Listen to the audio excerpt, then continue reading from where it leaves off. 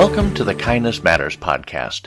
In this show, we talk about kindness and how it has the power to change each and every one of us for the better, from the giver to the receiver. We're going to talk about all kinds of kindness matters, because kindness matters. Hello and welcome to the Kindness Matters podcast.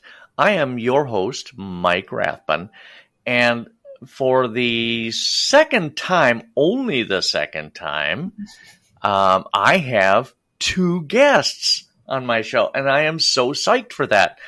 Welcome, Pey Carter and Abigail Bailey, right? Mm-hmm. Is it Bailey? Abigail Bailey. Welcome to the show. Hello. Hello. Hello. You're so proper. You know what? And the audience will never see this because this is an audio-only podcast, but I'm looking at you, Abigail, and you remind me of Bella Ramsey. Do you know who that is? Nope. She's an actress, and she was on Game of Thrones, but then she was also in the HBO series The Last of Us, based on the video game. And just Google it when you guys get done. Okay, we will. You remind me a great deal of her. Anyway, so you guys, both individually and collectively, as mother-daughter, have been through some stuff. Right? Yeah. Abigail's like, kind of, Yep. maybe. But I mean, Pey, first of all, you've been through some stuff, but you keep finding ways, despite all the nasty stuff that life has kind of thrown up in your way, you keep finding ways to get over it, not get over it, but to Move through it and move through it figure out how to navigate and come out better on the other side.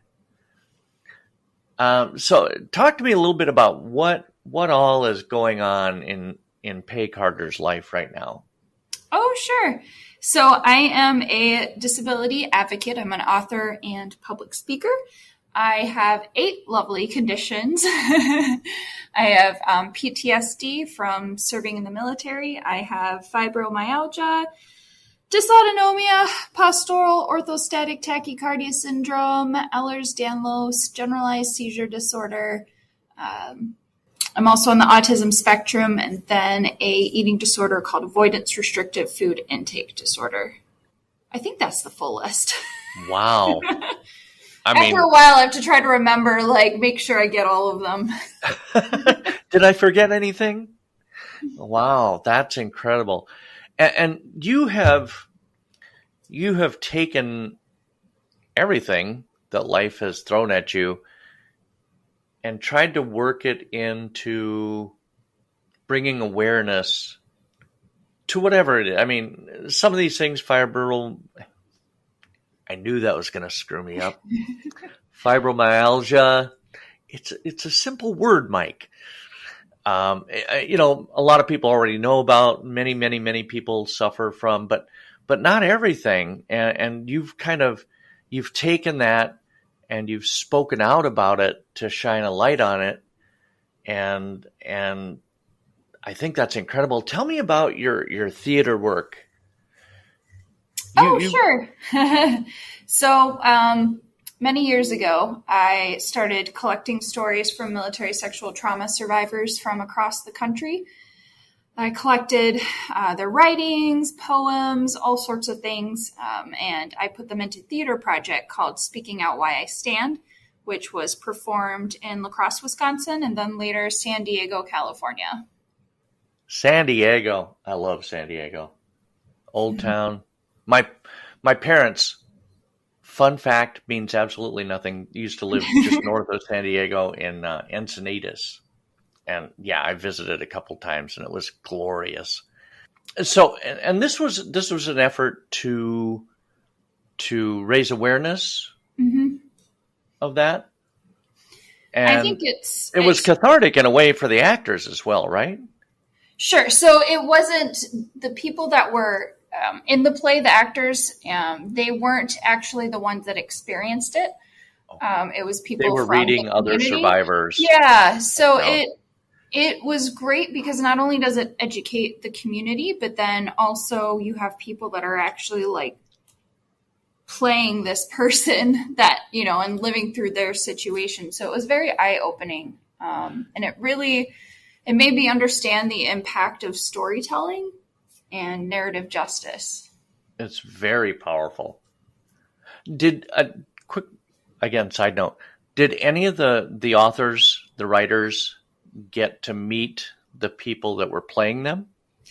And if Not so, the how did that people, go? not the people playing them, but so there was a story that I had collected from a Marine veteran, and it was about his daughter who was also a Marine, and she was suddenly discharged and he didn't know why, and unfortunately she lost her life like less than a week, I think it was, after coming out, and he didn't find out why until he discovered, all of her journals explaining, that she was a victim to MST. And when I did the theater project, I wrote a poem, but you're not going to catch me on the stage.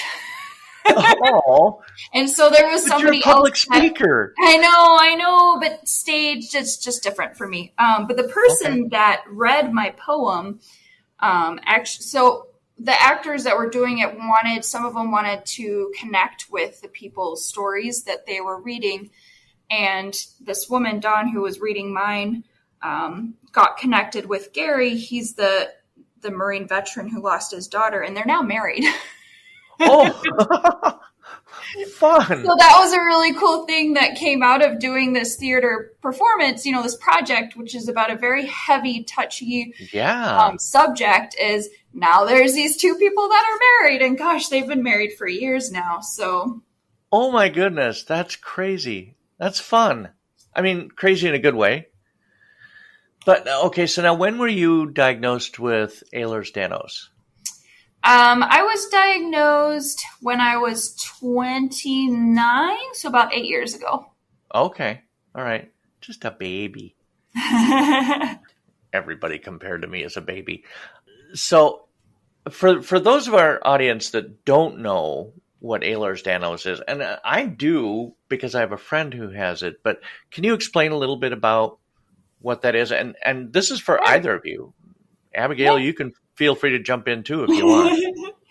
So Ehlers-Danlos Syndrome, it's a group of tissue connectivity disorders. So there's 13 different subtypes. All of them come with some hypermobility in the joints, and then things like stretchy skin, fragile skin, poor wound healing.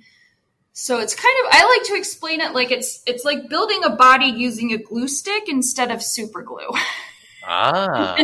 Because our whole body is made up of tissue, right? Our organ, like literally everything. And so when your body doesn't make the tissue right, and specifically it's the protein collagen that's faulty, it can affect, everything in you. So that's part of why that I have, I think some of the conditions that I do is because having EDS predisposes you to other conditions. I was not aware of that. Yeah. So, I mean, everything from autism is linked to it, dysautonomia, POTS. I mean, there's a bunch of my conditions that it's common for people with EDS to also have.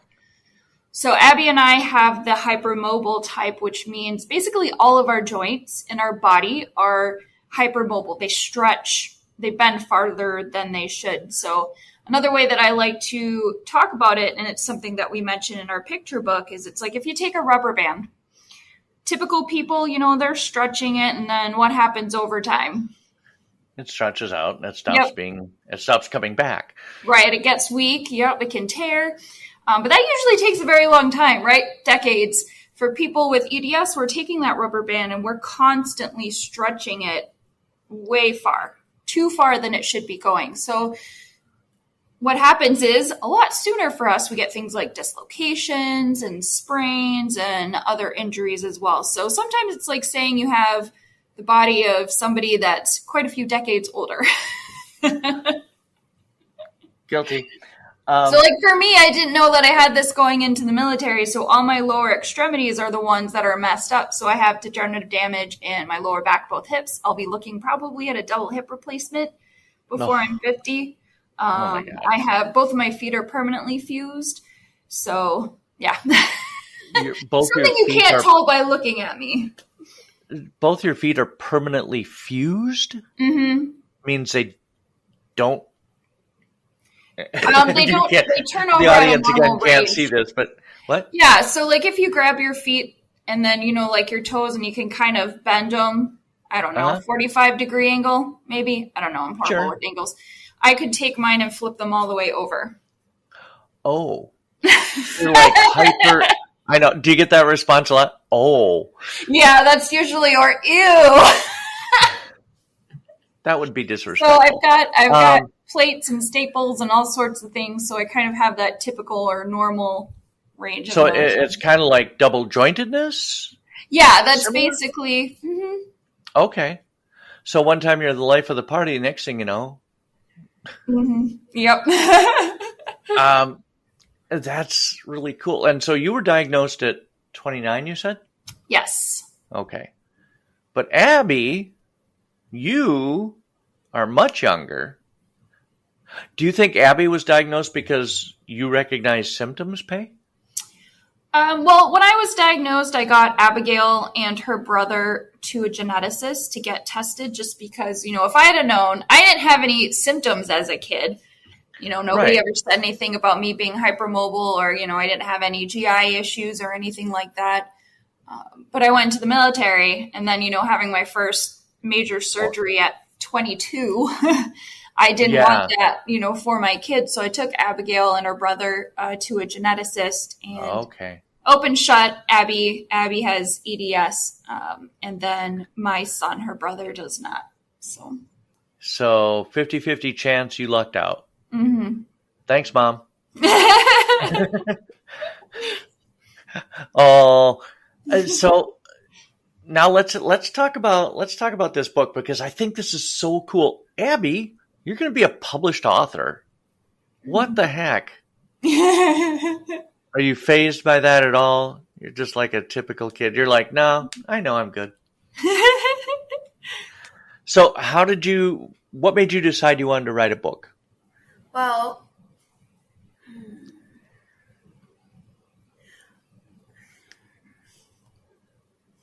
so you're sitting around with Mom one day and you're like, pretty much I wanted to spread awareness to other kids and people, and I also wanted to let other kids know they weren't alone, and I also really enjoy writing. So, awesome. So it just kind of fit. Yeah. Like a neat little puzzle piece. It was almost, what's the word I'm looking for? I don't remember. Inevitable. Inevitable was the word I was looking for. So now you guys had somebody else illustrate it, right? Yes. I was looking at the cover and it's such a cute cover. Yeah, Svetlana, was that? I don't have good enough. No, I don't think either of us trust each other. It probably end up being stick figures if we. Hey, I can do better than stick figures. Thank you very much. Hello. But no. I mean, so how long did it take you, Abigail, to write it? Well, Abigail told me what she wanted to write in the book and what she wanted to accomplish with it, and then I helped her get that out there. So, for sure. Yeah. About 6 months. Yeah, about like that. Yeah. It's a little different. It's a little different writing a children's picture book than it is.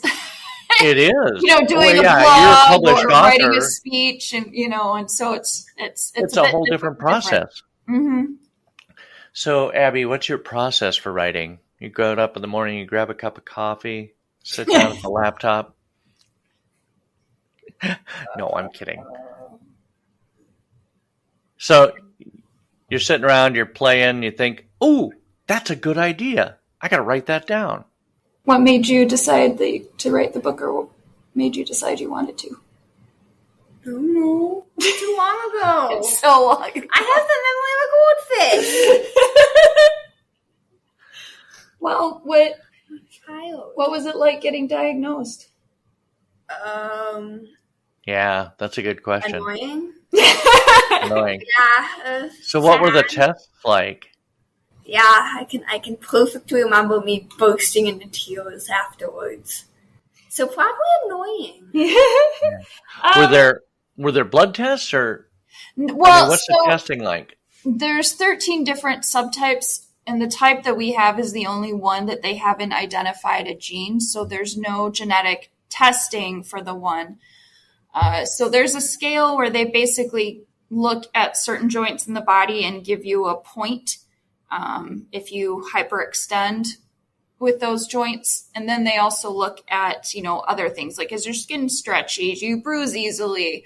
Do you have GI issues? Kind of what's going on there. So we took Abby. I think you were about six-ish.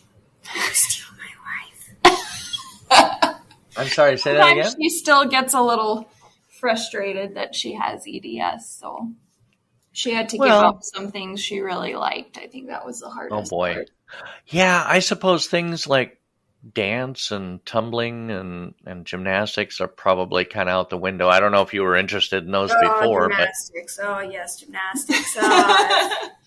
And of course she was really good at it, which is likely because she's hypermobile.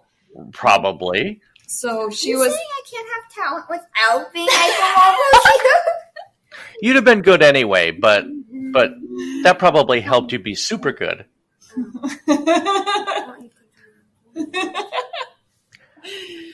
Yeah, she was, I think, in classes with, 12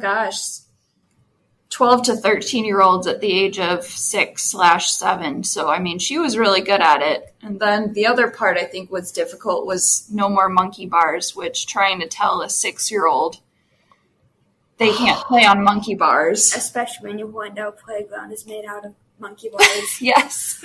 Especially what? I'm sorry, I'm having a little trouble hearing you, My window Abby. playground at my old school is made out of monkey bars, pretty much. There was like two sides. Love and the then monkey one bars. was monkey bars. Yeah, doing those flips. Mm-hmm. Yeah, I love the monkey bars. I probably couldn't do it now. But still. Hey, no laughing, you. No. That's right, I okay. can't do it myself either, so. So, yeah, that pretty much sucked when they said, no more monkey bars. Mm-hmm. Mm-hmm. It was a bit of a difficult transition for you. Yep. And then what do you have at school? Chair. Well, you have accommodations. Yes, accommodations. Mm-hmm. What kind of accommodations do you have? I have the ability to go on 5-minute walks or under. So walk breaks, that's helped. Like if she starts to get a bit stiff from sitting too long, she can get up and take a walk break. I have a special chair that looks like a gaming chair, kind of, in a mini version. Nice. Because regular chairs are a bit hard to sit in. Sure. Oh, I have the ability to get a keyboard if my wrist gets sore, and a scribe, but we try to stay away from that mostly. Now, is that because you use tablets in school? And that can be difficult? Why would you need a keyboard, I guess? It's if her wrists get too tired from writing. So the first option is a keyboard, because then you're not moving your wrist around too much or your finger, you're not gripping a pencil. Got it. If it's like a really long amount of writing or she's having a really bad day, she's allowed to have a scribe, so where she would dictate to a teacher and they would write it. Kind of like writing a book. Yeah. A little bit, yeah. What about Jim? Oh. I have the ability to. We do like a lot of mile runs and laps outside to get like in the beginning, 2 times a year there will be a mile run, which I fully cannot do that without having really bad ankle pain in the morning and leg pain. Same. And then if we're doing like a lot of exercises, I have the ability to take a break or get a friend to do something else. Okay. So if her body starts getting sore, then she's allowed to, do a different activity with a friend. Nice. Well, I think those are perfectly reasonable accommodations. So when you think about this book, when you think about somebody picking it up, maybe somebody your age picking it up and reading it, what do you hope they'll take away from it? What do you hope that'll make them think about? That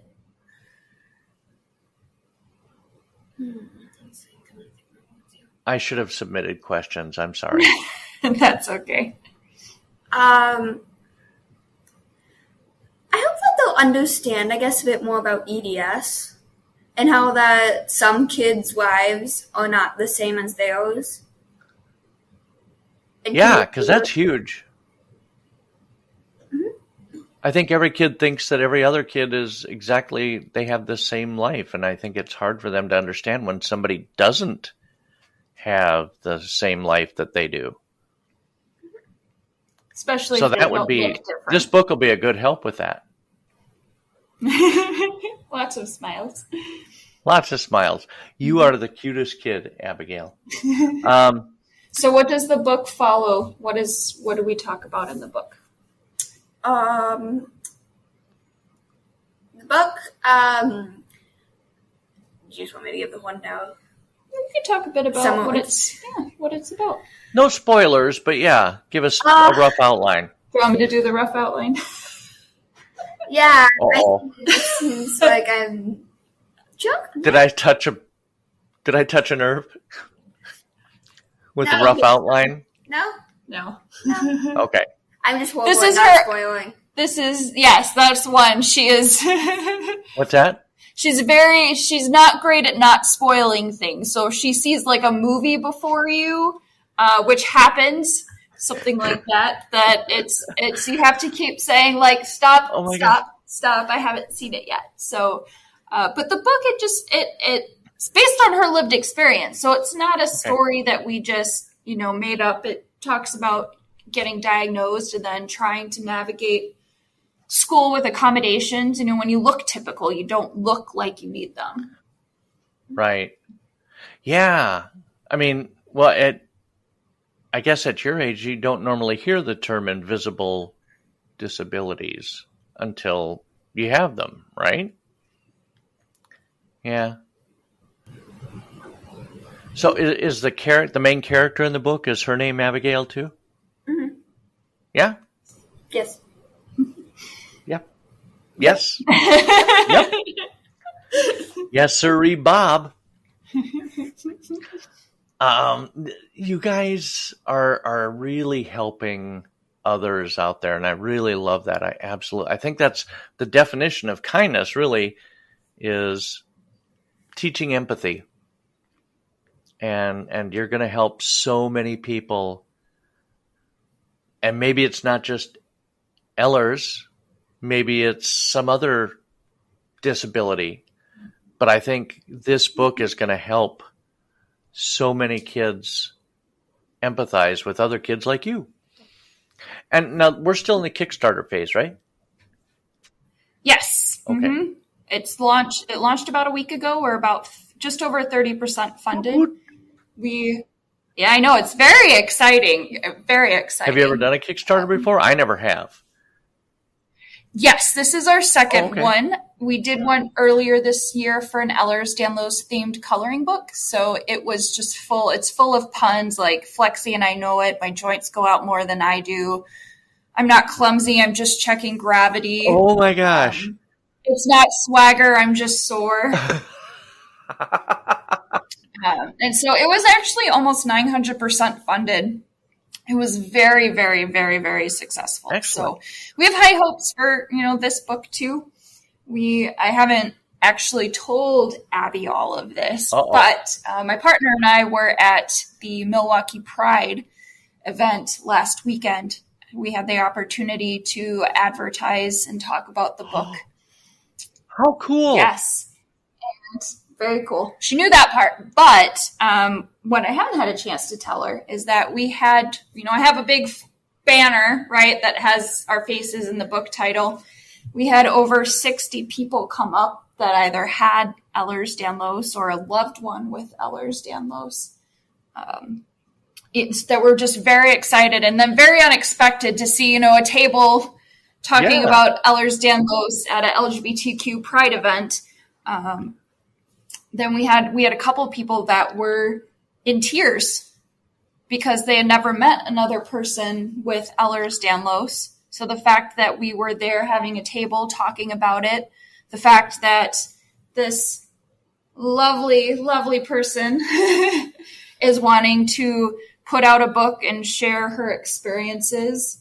It was very moving. Yeah. It's exhausting for me because, I've done tabling before and it's maybe, 2 days where it's like 5 hours each, but the first day was 6 hours and the next was 9. Oh my gosh. So it was very exhausting for me, but it was worth it, meeting so many people that had it and just were unexpectedly just surprised to see somebody there talking about it. And that somebody's going to write a book about it. Younger generations. Yeah, that there's younger generations that are out there unafraid to talk about it was really neat. We had a lot of teachers. We had a lot of teachers, special ed teachers, medical professionals that were very excited about it as well. And then also how did I not know about Ehlers-Danlos? And being able to educate them on it was pretty neat too. So many people being reached. That's awesome.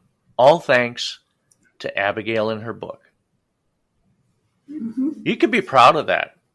I mean, and that's something you can carry with you into adulthood. Nice. And at some point you'll have a grandchild and she'll say, Grandma, tell me about the time you wrote a book. You're like, I don't even want to think about that. There will be more. Yeah.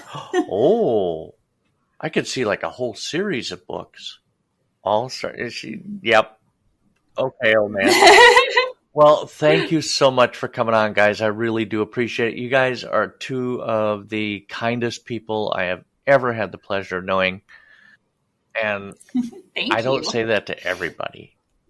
So you guys are special, and I want to thank you so much for taking the time out to talk to me. Thank you for having us. All the links. It's always great to have an opportunity. I'll have links for the Kickstarter and the book, and all of your links, Pey, will all be in the show notes. And I'll note too quickly, if there's people that don't need a picture book, we have ally shirts.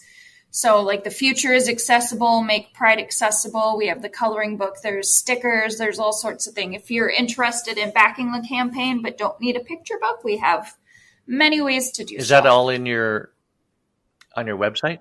In the Kickstarter. Okay. Mm-hmm. And the Kickstarter link. So. Perfect. Okay. Thank you guys for your time. I really appreciate it. Have a fantastic week. You too. You too.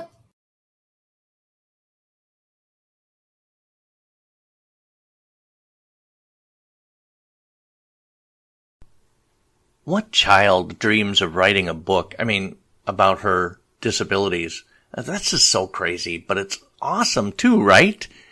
Pey and Abigail, two really, really cool people. I hope you enjoyed the episode, and there will be more next week. Check out all of Pey and Abigail's links in the show notes.